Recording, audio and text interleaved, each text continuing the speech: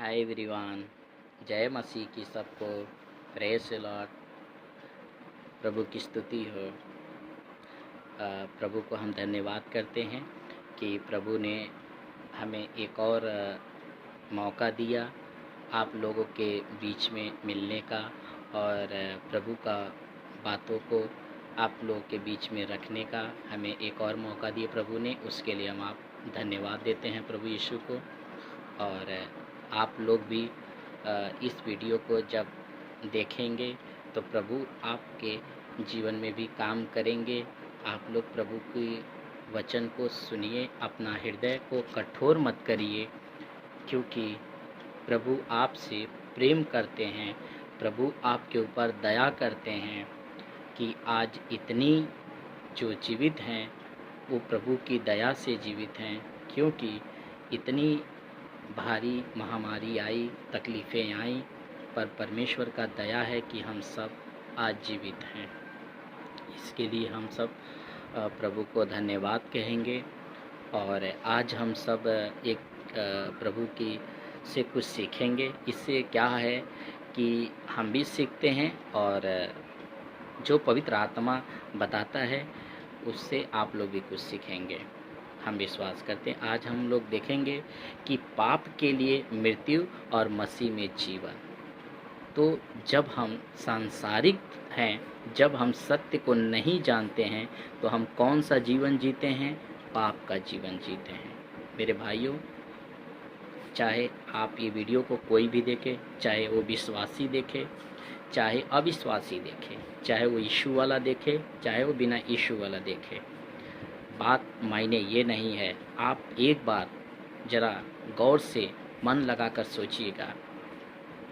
जन्म होने के बाद जब आप अपने हौसले पर आते हैं, अपने होश में आते हैं कि अब हमें घर संभालना है, परिवार संभालना है, खुद को संभालना है, जब आप इस बात पर आते हैं तब आप ये बात को ज़रा सोचिए कि हम मरने के बाद हम कहाँ जाएंगे। क्या हमारा जन्म सिर्फ इसीलिए हुआ है इस पृथ्वी पर कि हम पैदा हुए, उसके बाद बड़े हुए, पढ़ाई लिखाई करके, उसके बाद जॉब किए, पैसा कमाए, घर बनाए, परिवार बनाए, बच्चा पैदा किए, उसके बाद मर गए? क्या हम केवल इसी के लिए आए दुनिया में? नहीं मेरे भाइयों, परमेश्वर चाहता है कि आप उसका महिमा करें, आप उसका स्तुति करें, आप उससे प्रार्थना करें। परमेश्वर आपसे कोई भी प्रकार का कोई चीज़ नहीं मांगता है, ना वो सोना चांदी हीरा मोती कुछ नहीं आपसे मांगता है।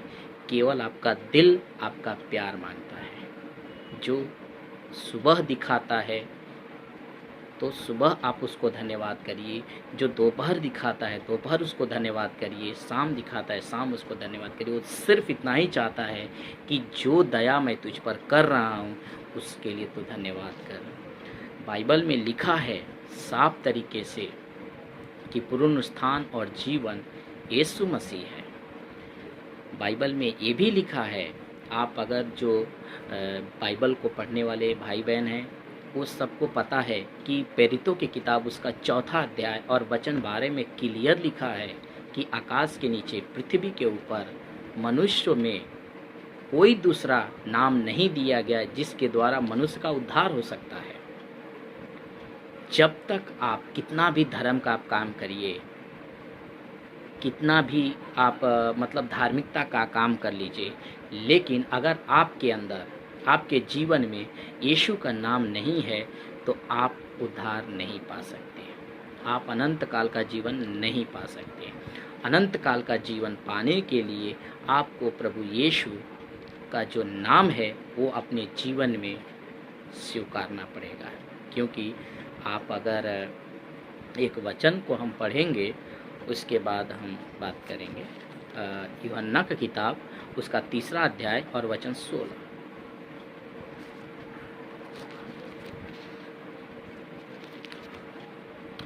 यूहन्ना किताब 3 अध्याय और वचन 16 को हम पढ़ेंगे।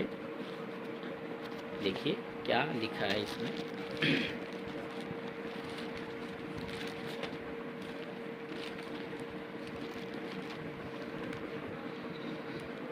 क्योंकि परमेश्वर ने जगत से ऐसा प्रेम रखा कि उसने अपना इकलौता पुत्र दे दिया, ताकि जो कोई उस पर विश्वास करे वह नष्ट न हो परंतु अनंत जीवन पाए। देखिए, परमेश्वर ये जगत से प्रेम किया ताकि आप उसके ऊपर विश्वास करके अनंत जीवन पा सकते हैं। आप अपने शरीर के द्वारा कुछ भी कर लीजिए। बहुत लोग मतलब अपने दिमाग में रखते हैं कि मैं यहाँ जाकर नहा लूँगा तो मेरा उद्धार हो जाएगा, मेरा पाप धुल जाएगा। मैं किसी मंदिर में इतना दूर नंगे पाँव चला जाऊँगा तो परमेश्वर खुश हो जाएगा। नहीं भाइयों, परमेश्वर परमेश्वर है, हम मनुष्य हैं, हमारा शरीर मट्टी है। हम कभी भी परमेश्वर को कोई चीज़ से हम उसको खुश नहीं कर सकते हैं। बाइबल में लिखा है कि हमारा शरीर परमेश्वर का मंदिर है, उसका घर है और उसका आत्मा हमारे अंदर वास करता है। आज जितने भाई जितने बहन हैं, आपको एक बात बताता हूँ, देखिए कैसा लगेगा आप लोगों को हमें नहीं पता। मैं भी अपना गवाही देता हूँ कि जब मैं अविश्वासी था, जब मैं यीशु को नहीं जानता था, तो मैं भी कभी कभार दारू पिया करता था, गुटखा खाया करता था। मुझे नहीं पता था कि मेरा शरीर परमेश्वर का घर है, मुझे नहीं पता था। लेकिन जब हम परमेश्वर हमें मिल गए, उनकी वचन हमको मिल गया, उनका आत्मा हमको मिल गया, तब हम पछताए कि काश प्रभु आपको मैंने कितना दुख दिया, कितना तकलीफ़ आपको दिया। एक उदाहरण आपको देते हैं। एक पिता का जो बेटा होता है, अगर उसका पिता के सामने अगर बेटा दारू पी करके आता है और वो ऐसा लोट पटोल करता है, अटांग पटांग बातें करता है, तो उस पिता को मालूम है अगर वो सच्चा है, अगर कभी नशा नहीं किया तो बहुत उसे दुख होता है। तो आज हम सब किसका बनाए हुआ है? परमेश्वर ने हम सब को अपने स्वरूप में और अपने समानता में बनाया।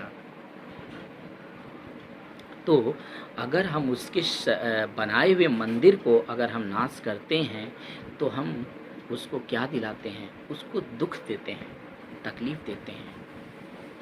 और फिर जो हमारा जीवन है उसमें क्या होता है? परमेश्वर का आशीष नहीं रहता। फिर हम अपनी मेहनत से, अपनी ताकत से हम क्या है काम करते हैं और उसमें कोई हमारा बरकत और आशीष नहीं रहता है।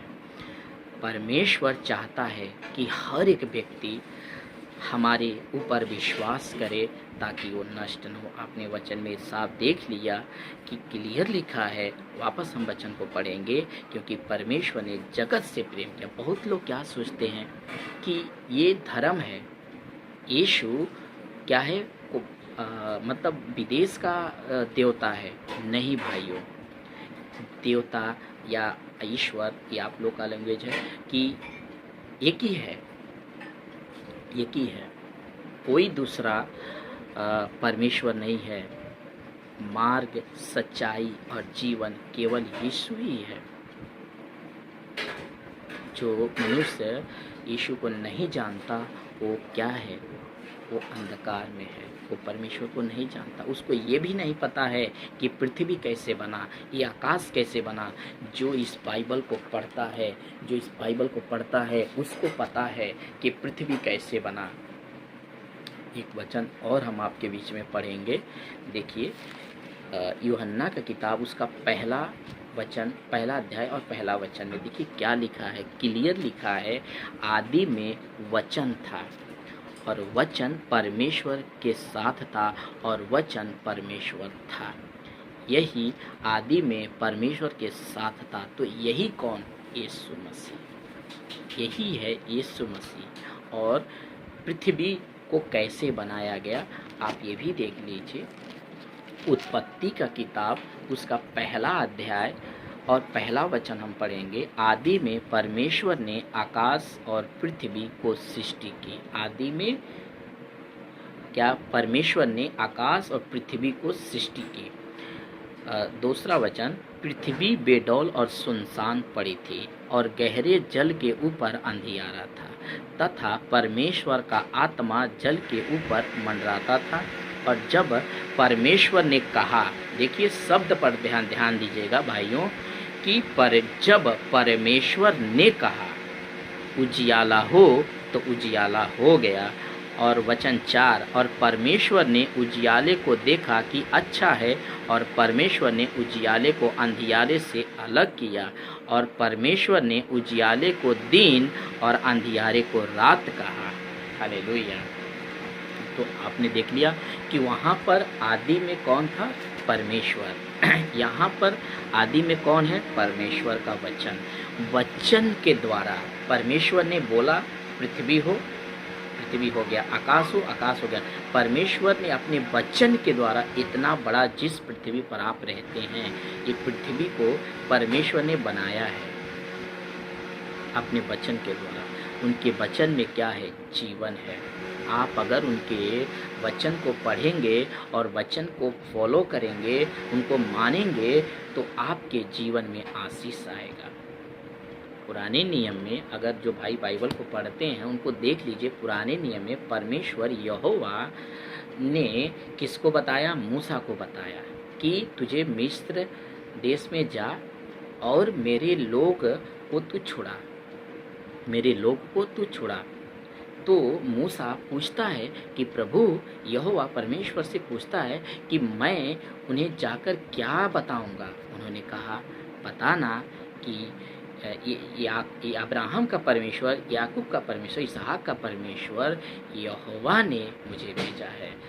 निर्गमन का किताब उसका 3 अध्याय और वचन 15 में यह है। चलिए हम पढ़ ही लेते हैं इस वचन को। निर्गमन का किताब उसका 3 अध्याय निर्गमन 3 अध्याय वचन 15 को हम पढ़ेंगे।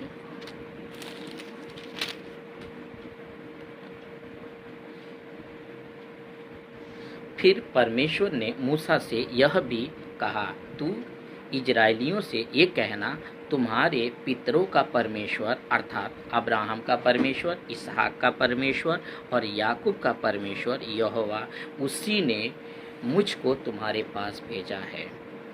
किसके? फिरौन के पास, मिस्र के राजा के पास भेजा है। ये परमेश्वर साफ तरीके से किसको बता रहे हैं? मूसा को बता रहे हैं। तो देखिए, इस पृथ्वी को परमेश्वर ने अगर फैलाने में ना, आज आप समझते हैं कि हमारे बाप दादों के द्वारा ये सब कुछ हुआ, तो नहीं भाइयों, ये परमेश्वर का जो विरोधी है, ये अभी से नहीं, जब से पृथ्वी बना तब से ही चलते आ रहा है। देखिए, एक वचन आप लोग के विषय में पढ़ेंगे, जो पहला मनुष्य परमेश्वर ने बनाया और पहला जो मतलब स्त्री और पुरुष बनाया, और क्या आज्ञा परमेश्वर ने उन लोगों को दिया था कि तुम अगर ये फल को अगर खाओगे तो मर जाओगे। और कौन आकर के कहता है? जो परमेश्वर का विरोधी है, वो आके कहता है कि तुम अगर ये खाओगे तो उसके समान बन जाओगे। देखिए, परमेश्वर की बातें से बड़ा किसी की बातें नहीं होती। कितना बड़ा साधु, कितना बड़ा महंत होने दीजिए, परमेश्वर की बात से बड़ा किसी का बात नहीं होता। तो हम एक वचन पढ़ेंगे, उत्पत्ति का किताब उसका 3 अध्याय और वचन हम एक पढ़ेंगे पहले। यहोवा परमेश्वर ने जितने बनेले पशु बनाए थे, उन सब में सर्पदूत था, सर्पदूत था। उसने स्त्री से कहा, क्या सच है कि परमेश्वर ने कहा तुम इस वाटिका के वृक्ष का फल न खाना? क्या सच है? पूछता है कौन?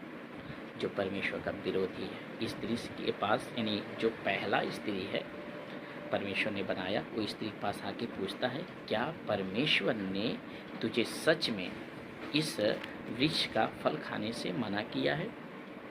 और इसके आपको देख लीजिए, एक बार हम पढ़ लेंगे उत्पत्ति का किताब उसका 2 अध्याय वचन 15 को आप पढ़ लीजिए एक बार, तब हम वहाँ पर जाएंगे जो हमने पहला वचन पढ़ा।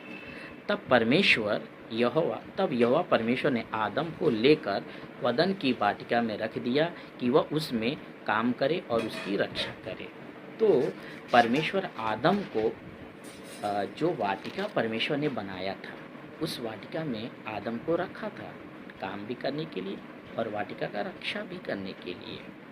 आज आपको फैमिली परमेश्वर ने दिया है ना, तो आपका काम है उसका रक्षा करना।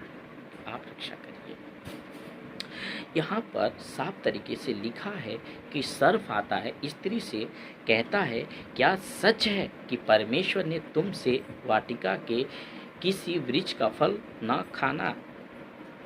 तो स्त्री ने सर्प से कहा, इस वाटिका के वृक्ष के फल हम खा सकते हैं, पर जो वृक्ष वाटिका के बीच में है उसके फल के विषय में परमेश्वर ने कहा है कि न तो तुम उसको खाना और न उसको छूना, नहीं तो मर जाओगे। कौन कहा? परमेश्वर ने कहा। और ये कौन कह रही है? ये मैडम जो कह रही है, जो पहला मैडम है, पहला मनुष्य, पहला स्त्री। ठीक है। वचन 4, तब सर्प ने स्त्री से कहा। तब सर्प कौन है? परमेश्वर के खिलाफ। एक सर्प कौन है? आप लोगों को नॉलेज के लिए, जो भाई बाइबल को पढ़ने वाले उनको तो पता है, लेकिन जो अविश्वासी हैं, जो नहीं परमेश्वर को जानते, जो बाइबल को नहीं जानते, ये बाइबल ये जीवन है, इसमें जीवन है, नहीं जानते, उनके लिए बताना जरूरी है। इसलिए परमेश्वर का आत्मा जितना बताता है हम आपको बताते हैं। वचन 4, तब सर्प ने स्त्री से कहा, तुम निश्चय न मरोगे। तो आपको बता रहा था कि सर्प कौन है। ये देखिए, ये परमेश्वर के सामने खड़ा रहकर आराधना करने वाला स्वर्गदूत है, और ये वहाँ पर यानी स्वर्ग में अपने आप को क्या किया? घमंड किया कि मैं परमेश्वर के से बड़ा हो जाऊंगा, मेरा सिंहासन सबसे ऊंचा होगा। उसने अपने सिर्फ मन में सोचा, और परमेश्वर ने क्या किया? उसको स्वर्ग से फेंक दिया पृथ्वी पर। उसी भर को नहीं, जितने उसके साथ में फ्लोवर थे, जितने उसके साथ में आराधना कर रहे थे, परमेश्वर ने सबको फेंक दिया। समझ गए? सब ने फेंक दिया। वही ये सर्पदूत है। ठीक है, बाइबल सर्पदूत बताता है तो सर्पदूत बताएंगे।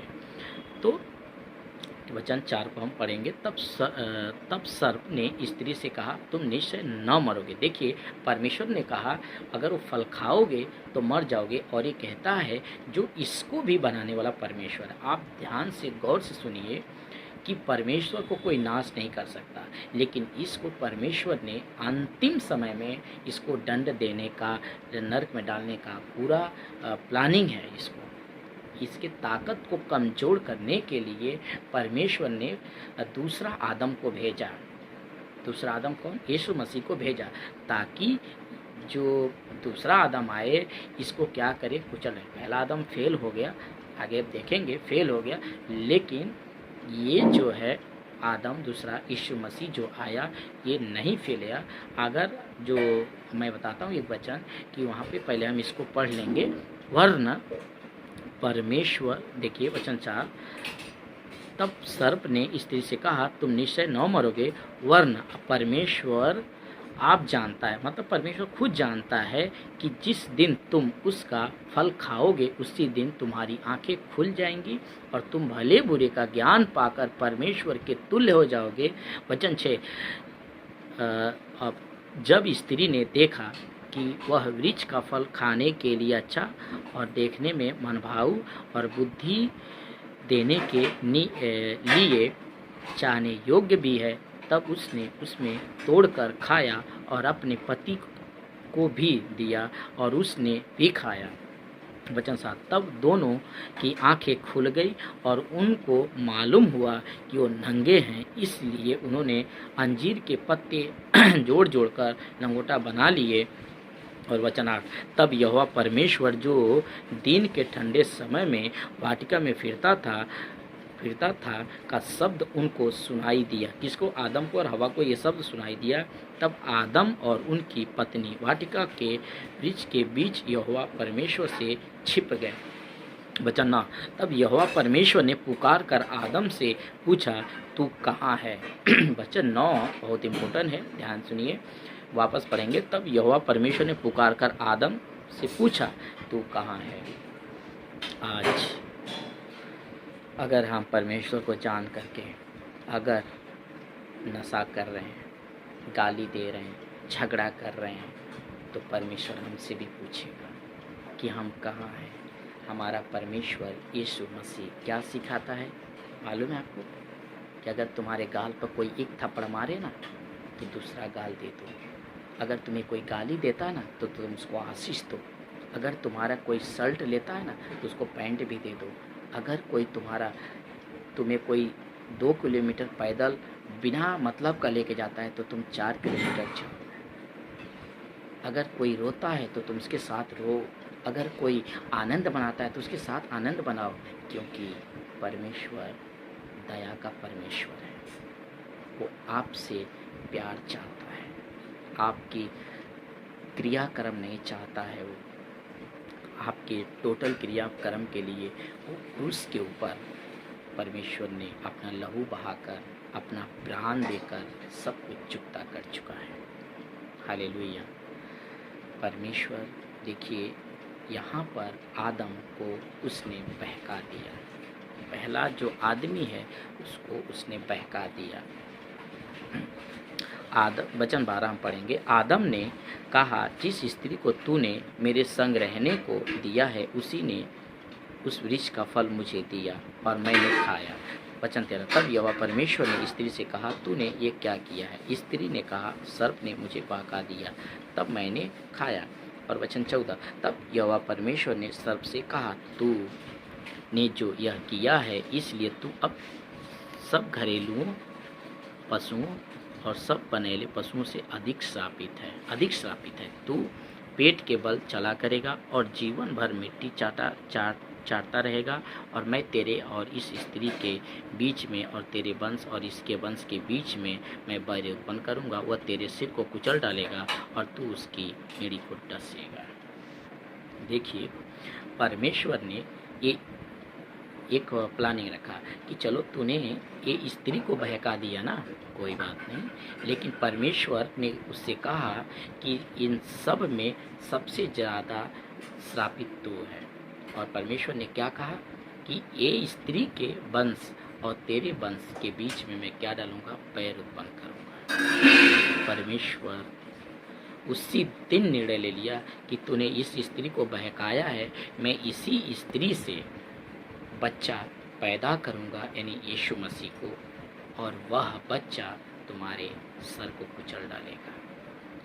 जिस दिन यीशु क्रूस पर चढ़ा, आपको मालूम है, उसी दिन वो उसका ताकत कमजोर हो गया। जब आप यीशु को ग्रहण करते हैं ना तो मालूम है अच्छा दुष्ट आत्मा आपसे डरती है। हालेलुया। आप कितना भी बड़ा दुष्ट आत्मा हो, आप प्रभु के पास आ जाइए, प्रभु को स्वीकार लीजिए, कोई भी दुष्ट आत्मा आपको नहीं सता सकती है, क्योंकि जो बाहर है ना उससे कई लाख गुना आपके अंदर रहता है, वो परमेश्वर का आत्मा है। देखिए आदम को बहकाया, लेकिन लूसीफर कितना चैप्टर है, आप पढ़िए मत्ती का किताब उसका 4 अध्याय और वचन 4 आप पढ़िए। देखिए यीशु को भी वो क्या चाहा? बहका देना चाहा। यीशु को भी वो क्या चाहा कि मैं यीशु को भी मैं बहका दूंगा।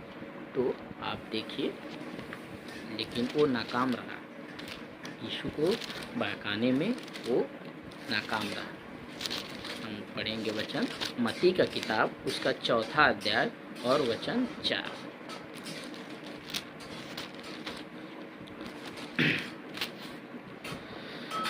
यीशु ने उत्तर दिया, लिखा है, मनुष्य केवल रोटी ही से नहीं परंतु हर एक वचन से जो परमेश्वर के मुख से निकलता है जीवित रहेगा। मनुष्य रोटी से जीवित नहीं रह सकता है, परमेश्वर का वचन से जीवित रह सकता है। ये चाहा। उसके बाद वचन 5 भी पढ़ेंगे। तब इब्लिस उसे पवित्र नगर में ले गया और मंदिर के कंगूरे पर खड़ा किया, किसको? यीशु को, और उससे कहा, यदि तू परमेश्वर का पुत्र है तो अपने आप को नीचे गिरा दे, क्योंकि लिखा है, वह तेरे विषय में अपने स्वर्गदूत को आज्ञा देगा, वह तुझे हाथों हाथ उठा लेंगे, कहीं ऐसा न हो कि तेरे पाँव में पत्थर से ठेस लगे। वचन 7, यीशु ने उससे कहा, किसे? इब्लिस से, यानी शैतान से, यह भी लिखा है, तू प्रभु अपने परमेश्वर की परीक्षा न कर। वचन 8, फिर ये दूसरी परीक्षा हो गई। तीसरी परीक्षा है, फिर इब्लिस उसे एक बहुत ऊंचे पहाड़ पर ले गया और सारे जगत के राज्य उससे वैभव दिखाकर उससे कहा, यदि तू गिरकर मुझे प्रणाम करे तो मैं ये सब कुछ तुझे दे दूंगा। और वचन 10 में यीशु ने क्या उसको उत्तर दिया? तब यीशु ने उससे कहा, हे शैतान, दूर हो जा, क्योंकि लिखा है, तो प्रभु अपने परमेश्वर को प्रणाम कर और केवल उसी की उपासना कर। जब तीसरा बार उसने परीक्षा किया तो क्या किए? यीशु ने उसे डांटा, हे शैतान, दूर हो जा मेरे सामने से। आपके जीवन में परिस्थिति आए, आपको डांटना है, यीशु के नाम से डांटिए, परिस्थिति जाएंगे। धीरज धरिए, प्रभु के साथ में चलिए, प्रभु का जो वचन है उसके हिसाब से अपना जीवन बिताइए, पवित्र जीवन बिताइए, और अपने शरीर को अपना मत समझिए। ये परमेश्वर का घर है। परमेश्वर ने आपको इसलिए शरीर दिया है कि आप उसकी महिमा करें।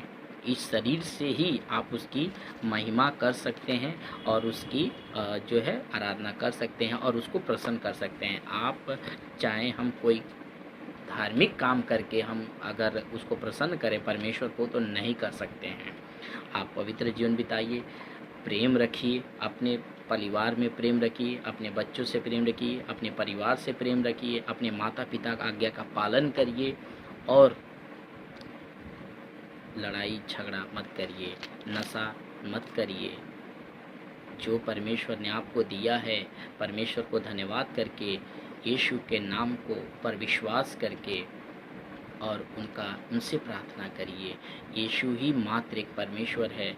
हम पढ़ेंगे एक और वचन, जो पहला तिमोथी उसका 5वां अध्याय और वचन 5, दूसरा अध्याय वचन 5, माफ करिएगा।